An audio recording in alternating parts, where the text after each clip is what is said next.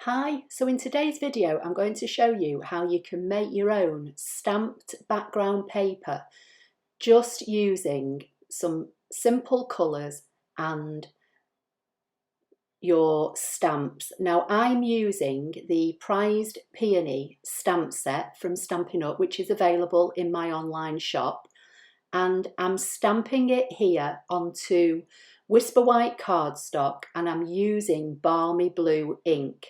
Now I want to divide this piece of cardstock into four to make four individual cards, and I want to leave some white space so that I can add a greeting later on. So I'm just kind of positioning the stamp here and I'm rotating it so it's in slightly different angles, and you can see here I'm just trying to work out where my next placement is going to be. So I'm stamping off using the Balmy Blue and then stamping onto the card, so I get what's called second generation stamping, which is a lighter shade of the original shade of blue. Once I've got all the designs down here, I will then go on to my next colour. So now I've got all my flowers done, I'm moving on to my next colour, which is Pear Pizzazz. I've put two of the leaves that's from the stamp set onto the same block, and I was just testing it to see whether I wanted first or second generation stamping, and I've decided to go with first generation, so the darkest colour as it comes off the ink pad.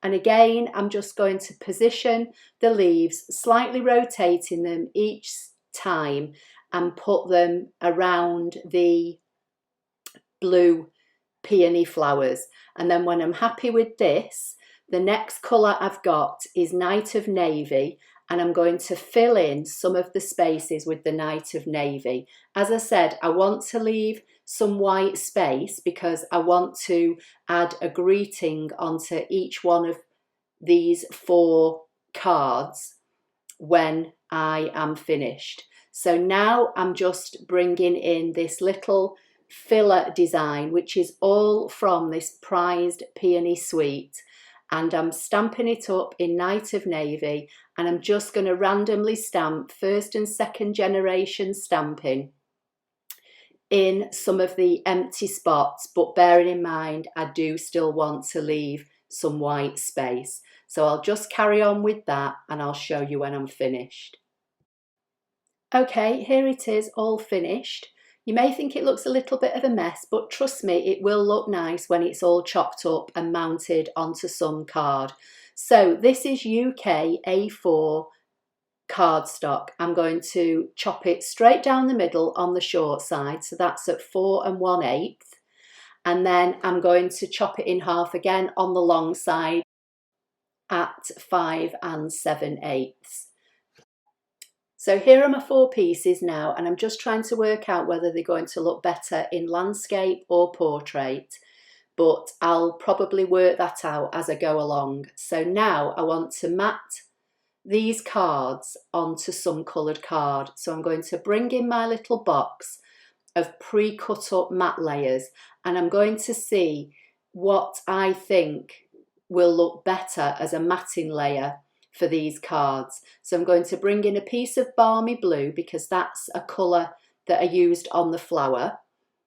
I'm also going to bring in some Night of Navy and some green because I've got green in the leaves. So I'm just holding up one of the sections and I'm going to see how I think it will look on each of the background matting layers. So I'm not keen on the green. I quite like the Balmy Blue, but then I'm going to bring in some Night of Navy, and this is the one I think make the background paper pop, so I'm going to go with Night of Navy. So my pre-cut matting layers, I'm just trying to decide here between the Balmy Blue and the Navy, but I do decide to use the Navy in the end. The pre-cut matting layers are cut at 5 5/8 by 3 7/8. So I do now need to trim the patterned paper I've just made slightly smaller so that these white printed sections will fit nicely with a little border showing on top of the balmy blue. So I am going to trim them all down to 5 3/8 by 3 5/8, and I'm just checking the size of my Night of Navy matting layer before I go and chop them all up.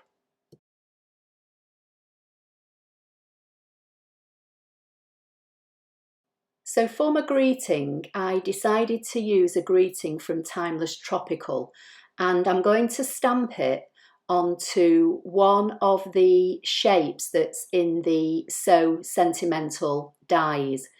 So I'm just trying to work out which stamp I'm going to use and what size I need. So I couldn't make my mind up whether to mat it out onto two of the rectangles or whether to use one of the other shapes at the top. So here I'm just trying to work out if this is going to be the right size for the greeting, and I think it is. And then I do end up cutting a navy blue layer in that rectangle that I'm putting back in the packet. So I've brought in a piece of Whisper White card and I'm just stamping this greeting 4 times using Night of Navy, and it doesn't matter that it's not particularly level at this point because I can level it up when I put the die cut around it and send it through my die cutting machine. So I've got all my sentiments stamped and cut out onto the stitched label from the die cut set, and then I cut the next size up in Night of Navy, and I'm going to layer these two up together just flat using my Stampin' Seal, but then I'm going to use dimensionals to pop the whole thing up onto the top of the white decorated cardstock. So now it's just a case of assembling each card. So I'm going to use Stampin' Seal on the back of the white cardstock.